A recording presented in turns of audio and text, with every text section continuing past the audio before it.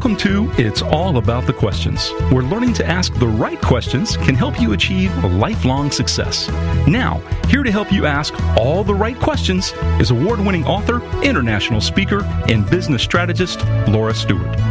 Good morning, afternoon, and evening, everyone. And if you are just joining my show for the first time ever, then you probably are wondering why I keep saying good morning, afternoon, and evening. It's because we are also live on iHeartRadio, and I have a podcast that this goes to as well. So people from all over the world listen to my show.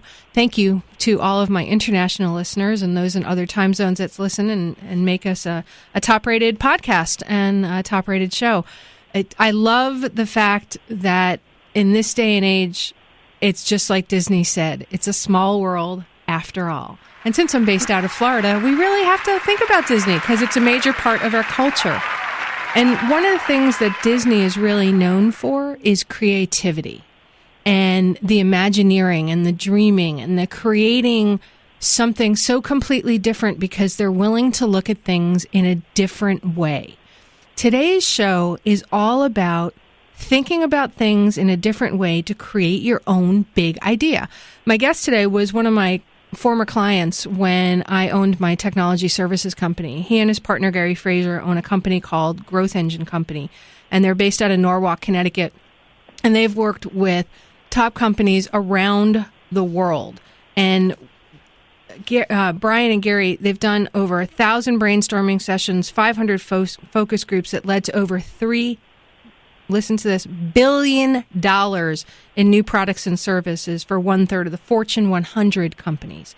So Bryan was given a challenge of seeing, can you create a workshop that teaches people how to generate truly big breakthrough ideas for new businesses?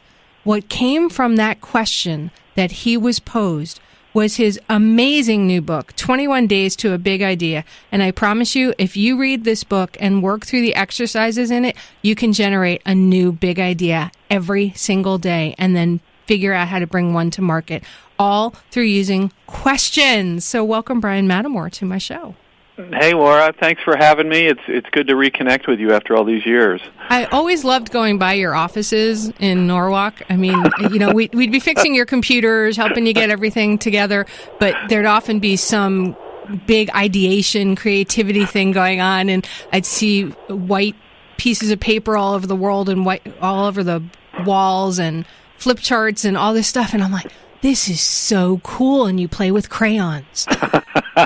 Well, yeah, it was sort of I don't know if it was controlled chaos, but there was a lot going on, and certainly there was a lot of stimulus both to trigger ourselves and also to sort of record client ideas. So a combination for sure. How did you and Gary get into this business of basically the big idea? Well, it's interesting because we hit it both from the inside and the outside, if you will. And what that means is I really came at it from the outside. So I was an outside consultant. I was passionate about understanding the creative process. I had grown up in an entrepreneurial household. I had an original madman for a father. So I as far as I can remember, as long ago, I can always see myself being interested in how people get ideas and understanding the value of ideas, having been raised at my father's in my father's household, if you will, and so that was the love for me. And so I tried to figure out how I could make a living out of coming up with ideas, understanding ideas and ideation process. And so that was my journey. Gary really came at ideas and innovation from the inside. He had a more classic background. He was, went to Middlebury and then Wharton, was a finance major there. Realized when he got to General Foods that he didn't like finance nearly as much as marketing. Moved over to marketing at Cheeseboro Ponds and Unilever. And when he was there, he was really one of their pioneering / best innovators. It was a basic love of creating the new. And so those were our different paths, and it made sense for us to get together to form Growth Engine in 1999 because we brought different skills, for sure, different experiences, but we had a mutual love of creating the new. I love the fact of how you guys got together. And I didn't know that your dad was one of the original Mad Men. And for my listeners who don't know, that doesn't mean he's crazy, although some people think that people in advertising and marketing are crazy. Mad Men comes from the TV series Mad Men about the advertising in the 50s and 60s. Those guys that basically created the industry, right? Yeah, and actually, he wasn't a copywriter. He was sort of a promotional business guy. The agencies back then actually created promotions for companies, and I remember he came up with it was actually a radio contest. Say Pepsi, please. It became the most successful radio contest ever. But he created that line, "Say Pepsi, please," in response to quote, "Give me a Coke," and that became the famous line for that company for many years. I remember that. Well, I was at Cracker Barrel the other day, and they had a "Say Pepsi, please" sign. I took a picture of it, But it started as a radio contest where people would be recorded saying "Say Pepsi, please." The radio would then play it over the air, and if you could recognize your voice being played over the air, you would then call up and get a prize. And so it was brilliant branding, right? You had tens of thousands of people saying "Say Pepsi, please" and being recorded. So it truly was a brilliant idea. And so I grew up in that environment, and then he went on to form the second largest research firm in the country, Sammy, which he named after our dog, by the way. And that was a competitor of Nielsen, and that was since merged with Burke and Control Data. It was under the auspices of Time Incorporated, and then ultimately it was merged with IRI, the big research firm today. So anyway, so I grew up in a family of ideas, and where ideas were championed. I'm going to guess that at your dinner table, it wasn't your usual dinner conversation. Well, no. For dinner was generally in front of the TV, so maybe that was normal. But the wonderful, we're watching combat or something on TV, but during the commercials, the fun thing was my father would always critique the commercials and talk about, geez, those Kraft ads, they have the best food photography on the planet, or, that when they drop that TV from a radio platform, there's actually sand in the TV, or all those sort of inside stories of having been in the industry and having thought a lot about how to communicate through advertising. So that was extraordinarily. That was as much fun as watching combat on TV. The show with Vic Morrow. The inside scoop on what's really going on behind the scenes. I love that. Now, I know that you and Gary and your company are really big on using questioning to create change. But, we are. But there's a definition I think we need to start at before we start diving really deep in depth, because you guys use ideation, which is very different from innovation. Yes. And I'd like us to start off by defining ideation versus innovation so that we can have a basis for people to leap off from. Yep. Well, yeah, thank you for that, defining terms here. And actually, to define ideation successfully, we actually need to mention brainstorming. Brainstorming, as the listeners probably know, is a technique where you withhold judgment, right? And people say there are no bad ideas, which of course is ridiculous. Most of the ideas in a session are bad. Only about 10% are really good. So that's and then quantity will equal quality. So those are the rules of brainstorming. That was invented in the late 1930s by Alex Osborne, the O of BBDO ad agency. And that was an okay technique. There's since been research that's shown that it's not particularly effective for getting really breakthrough ideas.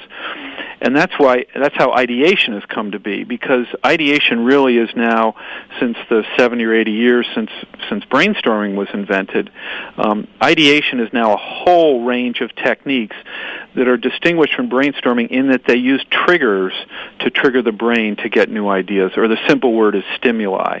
And certainly great questions are interesting stimuli, but you could use visual stimuli, you could use words, phrases, pictures, et cetera, to get people thinking differently.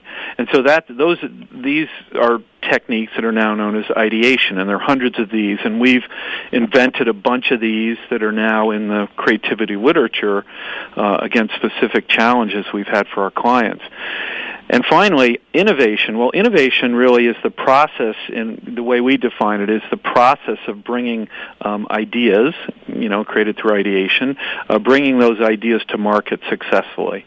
So you ideate new ideas and you innovate those ideas to create successful new ventures, businesses, promotions, whatever you want to call it. So you need both.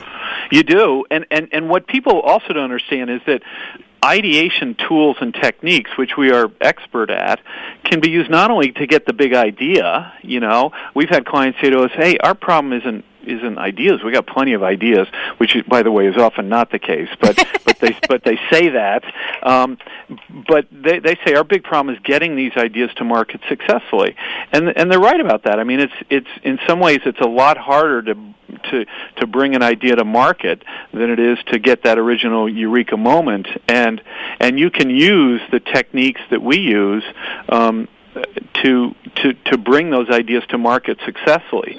Because if you think about innovation and bring those ideas to market, it's really just other creative problems to be solved, right? They could be political challenges, they could be funding challenges, they could be, manufacturing challenges, et cetera, et cetera. And so all the techniques we use in ideation, we've also successfully used to innovate the things and bring them to market successfully. I love that, because if you just have an idea and don't do anything with it, then it's nothing. It's the people, and we're going to have to go into our first commercial break. Yeah. And I want to explore this idea some more and then talk about some different ways people can begin going from creating that idea to actually making it real and knowing which one it is they need to, quote unquote, click on. So we'll be right back with more from Bryan Mattimore, author of 21 Days to a Big Idea, Creating Breakthrough Business Concepts. Stay tuned. So, Bryan, before the commercial break, we were talking about the idea. Well, we were talking about ideation versus innovation, but we were also talking about how questions can really drive creating a new idea and taking it to market. And you were asked a question from a Columbia business professor of entrepreneurship, who I still want to meet, by the way. Yes. And he's a great guy. You're going to have, hopefully at some point you can hook me up with him. I have so many questions for him. But how did that develop it? Because when I read your book and knowing you, I was like, that question you lived while you were creating this book, 21 Days to a Big Idea. Correct or not correct? That is absolutely correct. The professor's name is Bob Dorff, and he's famous in the world of lean innovation. He's a great guy. He lives in Stanford. I've known him for 30 years, and we were on the board of the homeless shelter together in Stanford, and got to know him by working with him on marketing programs for that, and we created the tagline, "A Haven of Hope" for the homeless shelter there, et cetera, et cetera. Oh, I love that. Thank you. And so Bob came to me and he said, my students at Columbia, but also it was initially his students at Skolkovo University in Moscow. He said, their ideas for new businesses aren't great. I can help them get these ideas to market, successfully, all the disciplines they need, but their original ideas aren't any good. He said only about 1 out of 12 are any good. And he said, can you help them come up with better ideas, or if you will, big ideas? And so I said, well, let me think about it. And what I decided yes, I would help them. But the other decision I made is I said, if I'm going to really sort of walk my talk here, right, I should develop the process by having created a big idea for myself every day. And originally I said, 30 days, and then I changed it to 21 days because it's hard. and it became really hard. So I said, let me just make it 21 days. And I did that. So every day I gave myself the task of creating a big idea for 21 days. And in the process of doing that, I was also watching my own creative process and coming up with ideas so I could build the program. So I was schizophrenic, or I was of two minds as I was doing this. I was learning how to play tennis, and I was playing tennis at the same time. And And so that's the story of that book. And as you know, because you've read it, there are 5 different sort of thinking strategies I identified, and then like a dozen or 9 or 10 different ideation techniques, specific techniques, and then there are concept development techniques. And the basic premise is that if you, almost like an exercise program, if you do this an hour a day, generate a big idea every day for 21 days, at the end of that you'll have, at least 21 big ideas, and from that you should have a really big idea. Because, most, as I said earlier, a lot of ideas aren't any good. You may think it's a big idea, and it may not be. So it's somewhat of a numbers game, and so that's why I designed this thing as, quote, the 21-day experiment, because I really wanted people to be able to do it and have success with it. So give us an example of what one of those days looked like for you. Well, so again, we get back to this idea that stimuli is critical, right? Because if you're sitting there and twiddling your thumbs trying to come up with a big idea, I'll tell you, it's really hard. And if I went into an Oreo or a Chips Ahoy creativity session, which we've done, and said, who's got some ideas, they should throw me out of the room because they've been thinking about that for 100 years. And so the key to all this is to bringing in stimuli to trigger your brain. And so one of the easiest things you can do, and now, happily, we have so much stimuli, mental fodder, food for creativity, if you will. There are, one of the best is trend reports, right? There are free trend reports, Cassandra, Sparks and Honey, trendhunter.com. These are fantastic resources that tell you what's happening in the world for new trends, okay? And so you can take those and use those as thought starters and stimulus. Another thing you can do is that there's scientific studies out there that are available online about new things that have happened, and then there's certainly periodicals. And if you want, I can tell a quick story about, quote, a big idea that I came up with by using a periodical. But the point here behind all this is that if I could say one thing about the way to help yourself get big ideas, is to find stimuli around areas that you're passionate about. Well, it sounds like you have to be open to anything. Like you have to just say, let me just absorb whatever's going on around me and my environment. Maybe it's all of a sudden I just start seeing red cars, or a bee lights on a flower and does the pollination thing. I mean, you told this story of the cotton gin in your book about how he discovered that. It sounds like you're saying in order to create your big ideas, you have to be willing to look outside your usual avenues of where an idea might come from. Yeah, I mean it's almost like you have an antenna in the brain, right? And you sort of tweak it and tune it to inspiration, if you will. So you're looking for inspiration. That's one thing. The other thing I also recommend is that people sort of identify areas that they want to create their ideas in, because if you have a big idea that you're not interested in doing, it's not valuable. So one of the first exercises in the book early on is to say identify your passions, and I listed 50 possible areas where I might want to invent a big idea. So that's critical to start with that. But then, there are 5 strategies. One, and the simplest is, quote, what's the problem? So you have an area you're interested in. You're just look, and that's a question, right? So you're constantly looking around your world for where their problems are, and these could be simple problems. I can't find my keys. My mouth is dry at night, et cetera, et cetera. And by the way, biotin is a $100 million business. Or even I can't breathe at night. The thing through your nose there. The breathe right strips. Yeah, the breathe right. That's also a $100 million business. So these can be small things. So one of them, it could be what's the problem. Another strategy is how do I adapt or leverage a new technology. Another one that I have great passion for is how can you help people self-actualize? How can you help them find new ways to be better people? certainly saving people or institutions or corporations money, and then also finding out ways to save people time or increase the efficiency of something. All of these are effective strategies for developing new business concepts. But then you need to, after you come up with the idea, do something with it. So you've got your radar set. You've identified areas that you might want to invent in, say maybe toys or healthcare or whatever it is. You've identified those areas. Then you've got your antenna set, so you're looking around your world. Your cocktail parties, and people are talking about, they tripped over something or they have a shin splint, or you're sort of hearing the world differently now. You're hearing it as input for creative solutions or finding problems. That's one thing. The other is to be proactive and go in and start looking for these trends, as I alluded to before. And one example I gave in the book, as you know, was, you can read. And we're going to hold that example because we're Sure, going to be cut off by the news in a few seconds. Yeah.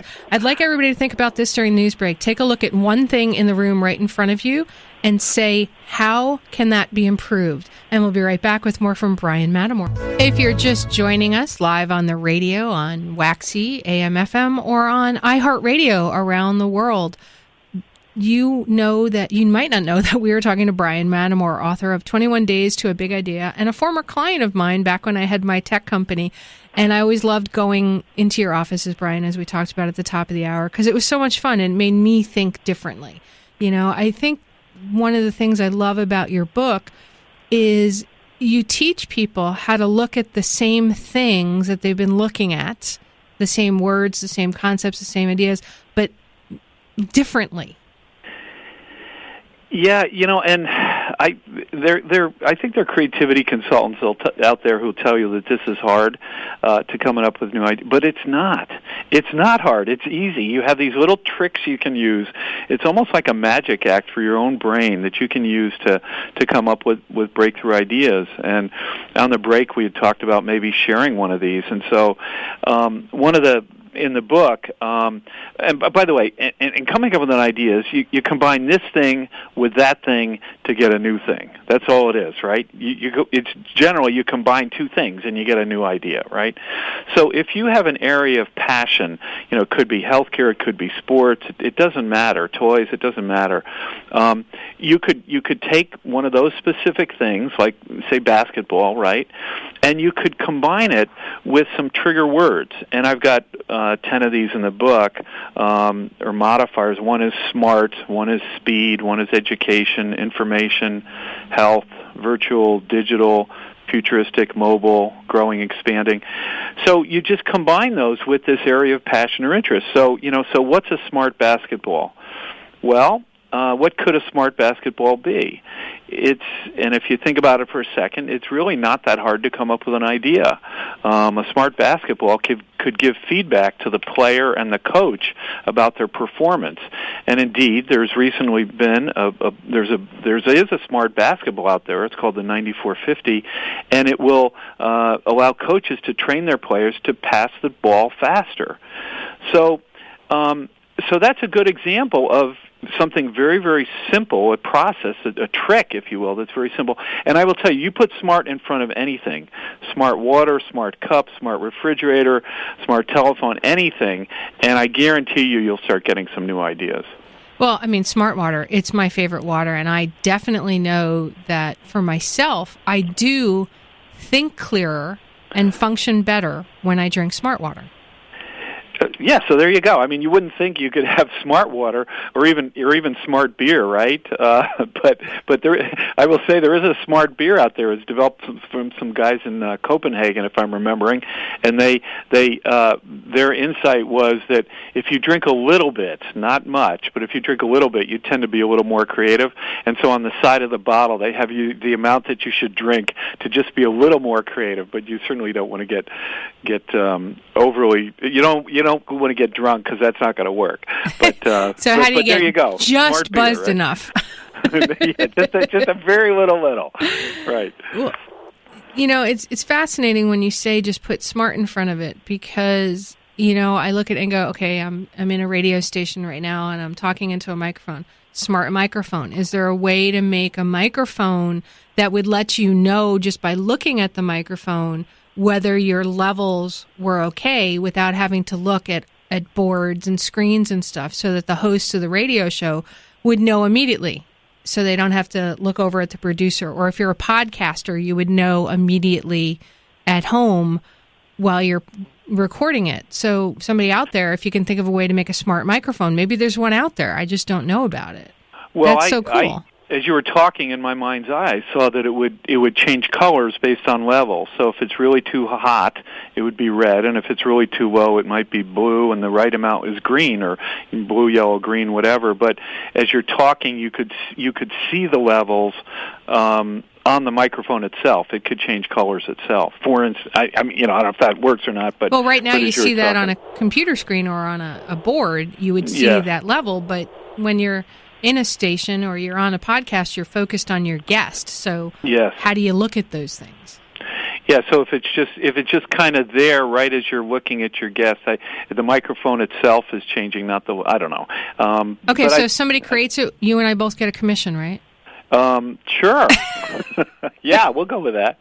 We create a lot of, we helped, Chips Ahoy created the Brownie Chips Ahoy, and it's been this huge success. It's become a platform for them. And they now have 6 or 7 other products in that same line. In our consulting work, we obviously don't take royalties, but that's okay. We have the joy of helping them create it, so we're happy with that. All right, so if somebody takes this idea of putting smart in front of something, what's the next step once they've come up with a list? Yeah, there's some easy next steps, and one of them is to make, if it's a product, and let's just make it simple, we'll call it a product. My recommendation is you make an ugly prototype. Okay? And people say, well, what are you talking about, ugly prototype? Well, what that means is create something, you can use duct tape and cardboard and all the rest if you want. We have found, because as you know, we've done a lot of, quote, focus group research, ethnographies, those are home interviews, one-on-one, shop-alongs. We do a lot of research, and if your prototype is too finished, people tend not to give you very good feedback on it, because if it's too finished, they feel bad about saying that they really don't like the idea. If it's an ugly prototype, oh my gosh, they jump into telling you what they really think right away. We were doing a project for Dr. Scholl's, which led to these Air Dream Walk inserts that created, automatic cooling in the insoles. Well, the prototypes we created, they said we can do 3D printing and they'll be beautiful prototypes.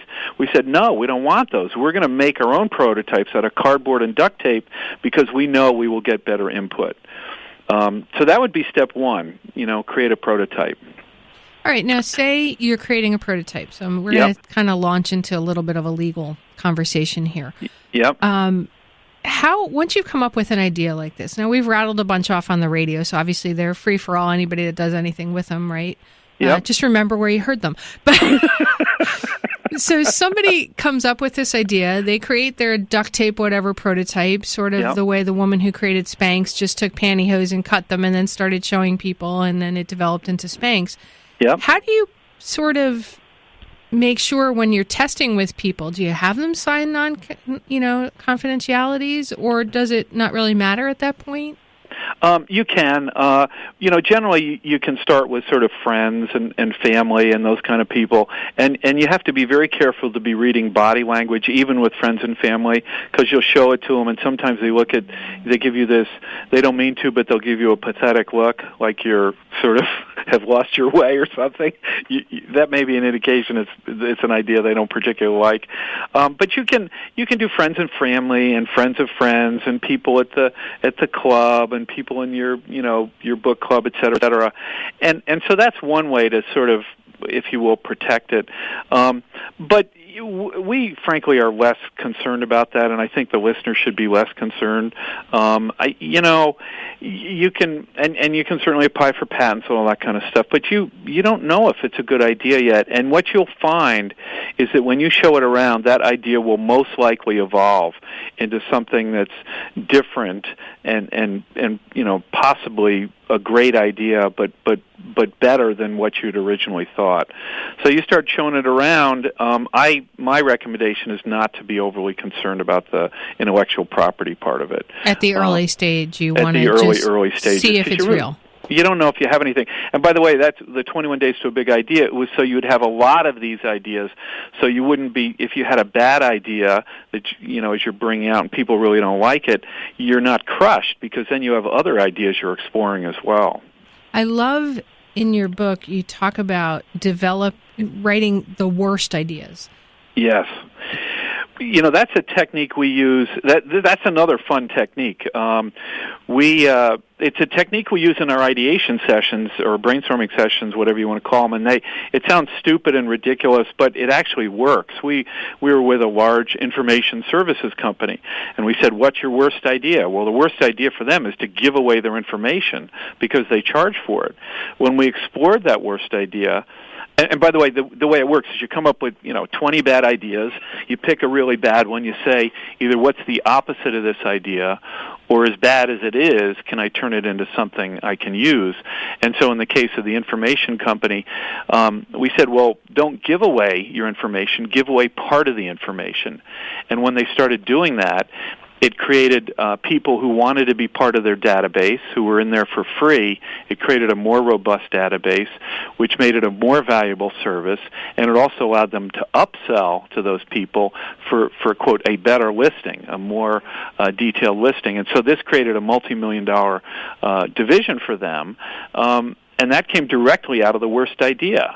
So it sounds stupid, but it's not. It's effective, and it works. Well, I'm thinking that Pet Rock was probably something the guy thought was the worst idea ever, and he made millions upon millions of dollars. Yeah. Some of your listeners may not even know what that is, but Google it. We're showing our age here with the Pet Rock. I know. All right, so we've given a couple of good examples of some techniques. We've done the put the smart in front of a word and see what ideas you can generate with it.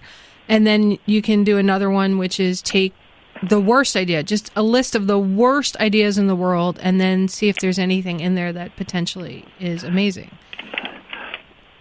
Yes. Okay. Yeah. Well, and we have 22 seconds, so maybe not. Well, the other thing is to get a whiteboard and just start putting all kinds of ideas on a whiteboard and somewhere public that you can see it, and keep adding to those. And as you do that, you will find you will get more and more ideas. I had the idea of creating a little bracelet that had a GPS chip in it so that you could track dogs and whatever. I never did anything with it, and all of a sudden it's everywhere, but I never did anything with it. And we'll be right back with more from Bryan Mattimore. Success comes from not only what you know, but also who you know. Welcome back to It's All About the Questions with award-winning author Laura Stewart.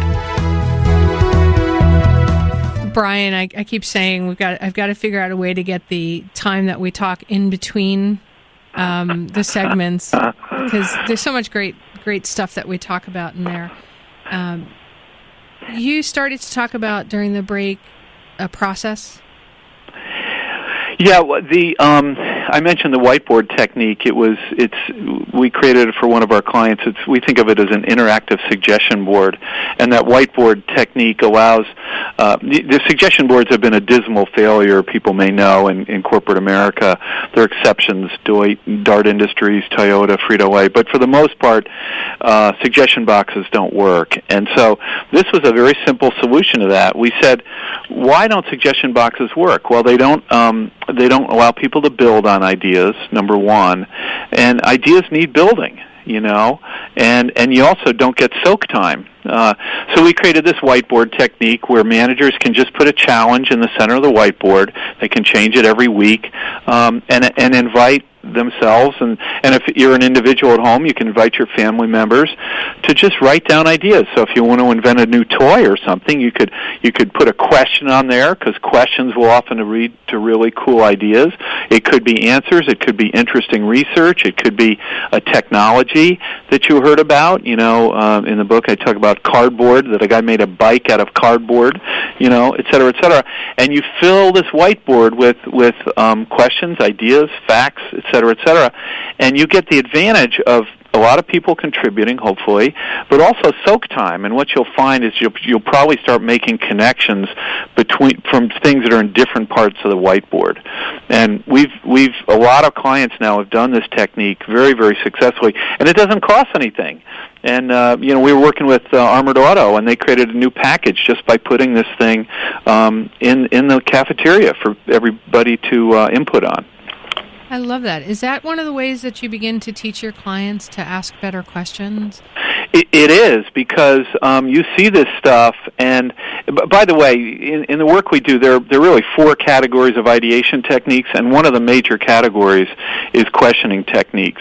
They're metaphorical techniques, they're visual techniques, and they're fantasy techniques. But the questioning area is critical for strategic challenges, and so we use that a tremendous amount. We get people to frame challenges differently. When we were working with Black & Decker to invent a new iron, we didn't say invent a new iron. We said invent a new anti-wrinkle device. And actually we said invent a new garment care device. But by changing the frame, by asking a different question, you get potentially better answers, more creative answers, because there's so many preconceptions about what an iron is. Yeah, that's true. So a garment care device. And I love how you said change the frame. The whole idea of why I created this show was to help people learn different ways of framing things, because you don't know what you don't know, and if you don't have people challenging you with different ways of thinking, you could be stuck in the thinking of your own thinking and those around you. So how about how to expand it? So I love that you said that. Yeah, and in 21 Days to a Big Idea, and also the other book, Idea Storm, which is another really great book. I have that one. Thank you. It's a team creativity book. There are questioning techniques in there, like questioning assumptions, or 20 questions, or the problem redefinition technique, which we've used to help salespeople come up with new sales ideas. We worked with one company; they increased sales by 52% just by using that one technique, problem redefinition, and so. Part of the thought here is that these techniques are not only just for new products and services, but they can help you come up with new sales ideas, for instance. And we have creativity workshops that are focused on new products and services, of course, but also on helping salesmen to do a better job in their selling, to come up with more and better ideas to make more and better sales. How does somebody get a copy of your book or reach out to you if they're interested in some consulting or workshop, or just have a question? Yeah, or even keynote speeches. We do a lot of those as well. Yeah, they're free to. I'll give them my telephone number if they want. My direct dial is 203. This is in Connecticut, 203-857-4494. There's a lot of stuff on the website. There's some tools on the website. There's a lot of articles I've written. The website is growth-engine.com. And of course, all the books, the 3 books that I've written, are available on Amazon and Barnes and Noble, et cetera, all online services. So yeah, and my email is bmattimore@growth-engine.com. So we tend not to work with inventors, if you will, or even so much with startups, but we're I'm happy to talk with people, and certainly I'm even happier to talk to corporations who might need some help. Yeah, absolutely. And everybody, I've known Bryan for a really, really long time, and his partner, Gary Fraser, and they're real people, and they want to help, and they want to make a difference. So growth-engine.com, and your phone number again was 203-857-4494. Last thought you'd like to share with my listeners, Bryan? Well, I think it's important for people to know that they should never feel that they can't get an idea. my books, and there are other books out there, of course, as well. It's got, the world has moved to the point where there's so much stimuli out there. There's so much learning. There's so much, and if you can add the creative element to that, you can find that thing you're looking for in terms of a big idea. It takes work.